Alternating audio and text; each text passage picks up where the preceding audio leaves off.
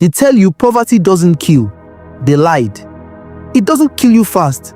No, it's slower than that.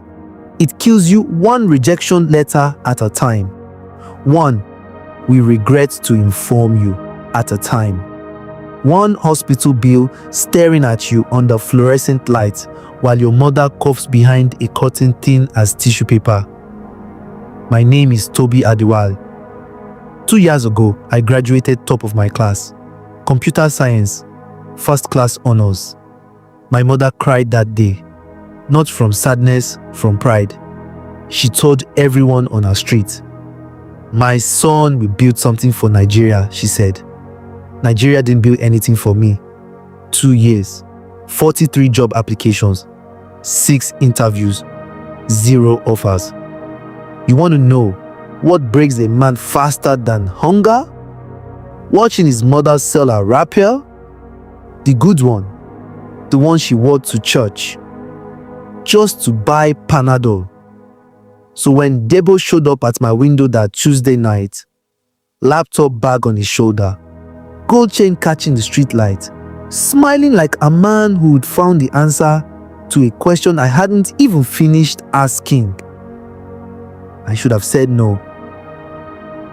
I said yes. He called it the game. Everybody in Lagos knew what that meant. You didn't need him to spell it out. Romance, investment, inheritance, whatever story got the wire transfer moving. You're smart, Tobi, he said. Too smart to be this poor. That was the first lie I let myself believe. It wouldn't be the last. I want to tell you, I hesitated longer than I did. I want to tell you, conscience held me back. But hunger doesn't wait for conscience to catch up. 3 weeks later, I sent my first message to a woman in Rotterdam. Lonely, recently widowed, kind eyes in her profile picture. 2 months later, she sent me 2 million naira. I paid my mother's hospital bill that same night. I stood outside the ward, phone in my hand, and I cried. Not from guilt, from relief. That's the part nobody tells you about this life. It doesn't start with greed. It starts with relief. And relief is the most addictive drug in Lagos. Chief Osaro's office wasn't an office at all. It was the top floor of a building in Lekki with no sign outside. From the street, just another empty duplex. Inside, a different Nigeria entirely. Air conditioning that never stuttered. 6 monitors on one wall, each open to a different name, a different lie in progress. You did well with the Rotterdam job, he told me, not looking up from his laptop. 2 million, clean, no noise. I didn't know what to say. Nobody had told me well done in 2 years. You know why I run things this way? He asked. Because everybody else in this business is greedy, sloppy. Me? I build slowly, carefully. Like your degree taught you to build software. Same principle. He made it sound like architecture. For a while, I believed him. The weeks that followed felt like acceleration.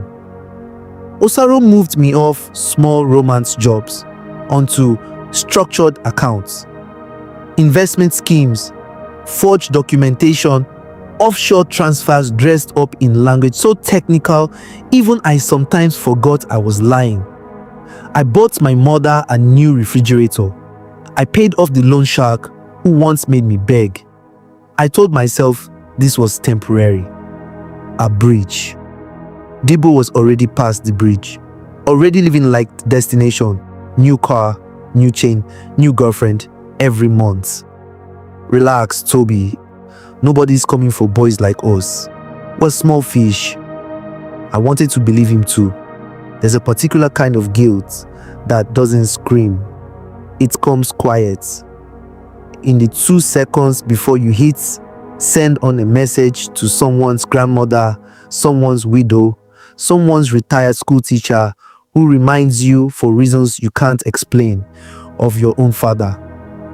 I scammed a man named Mr. Ilisanmi that much 61 years old, former secondary school teacher, saving for a small poultry farm in his retirement.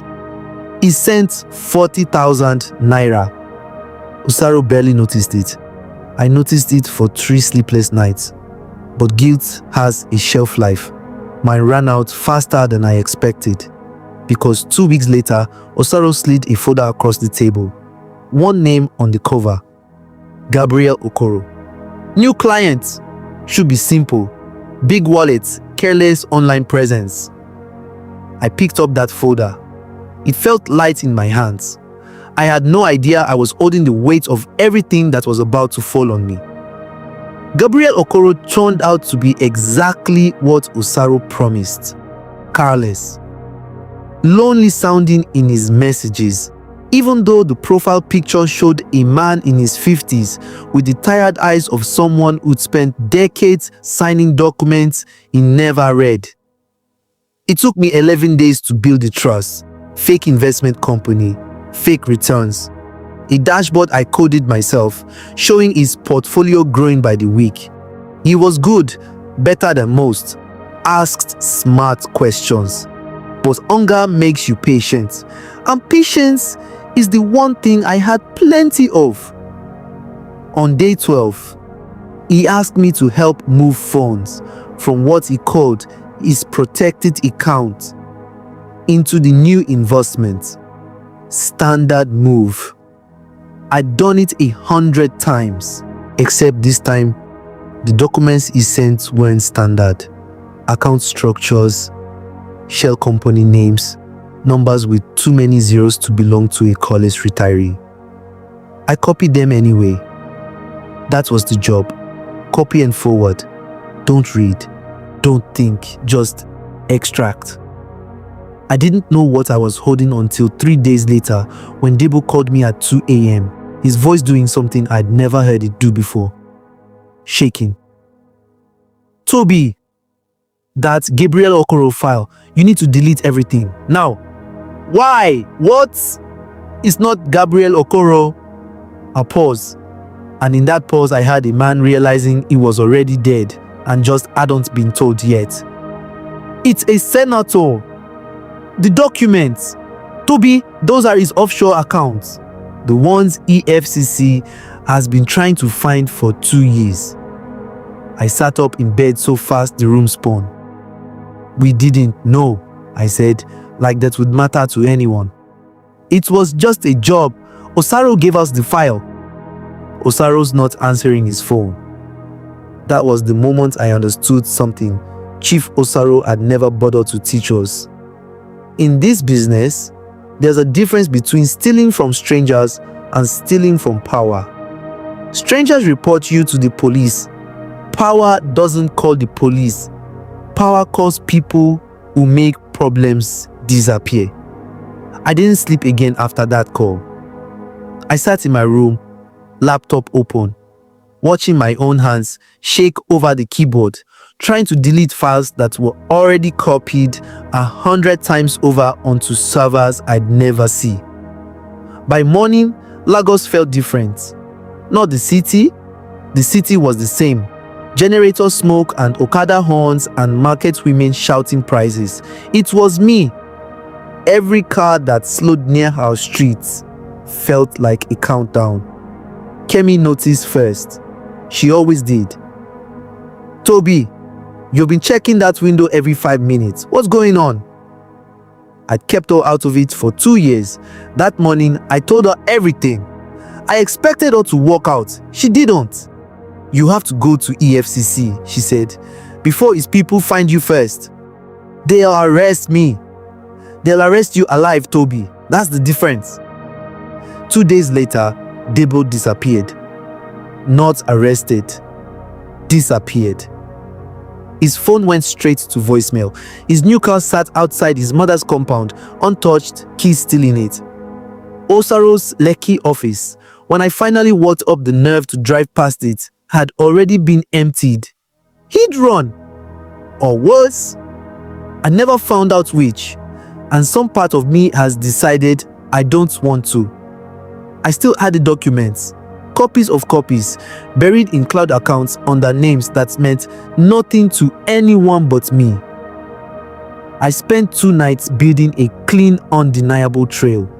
Then I did the one thing every syndicate boy in Lagos is trained never to do. I made myself visible. I sent the full file to 3 investigative journalists, an EFCC whistleblower hotline, and a 4th copy to my own lawyer, with instructions to release everything publicly if anything happened to me or my mother within 30 days. Insurance, the only kind Lagos ever really respects. Then I walked into an EFCC office in Ikoyi, sat down across from an investigator who looked like she'd heard 1,000 versions of my story before and told all the truth. All of it. The police moved faster than I expected. Within hours of my statement, officers surrounded my mother's house. They moved her and Kemi to a secure location. Senator Balogun's men arrived 20 minutes too late. For the first time in months, I thought I had won. I watched from inside the police convoy as the senator's convoy sped past us, too late to reach my family. I remember smiling. That smile lasted less than 5 seconds. A truck appeared from nowhere. No horn, no brakes, just impact. When I woke up, I couldn't feel my legs. At first, I thought the painkillers were too strong. Then I looked down. Nothing. The doctors said my spine had been crushed. They told me I would never walk again. The police called it an accident. The officers guarding my room never believed it. Neither did I. The senator was eventually arrested. His accounts were frozen. Chief Osaro vanished forever. Debo was never found. People called me brave. They said I was the whistleblower who brought down powerful men.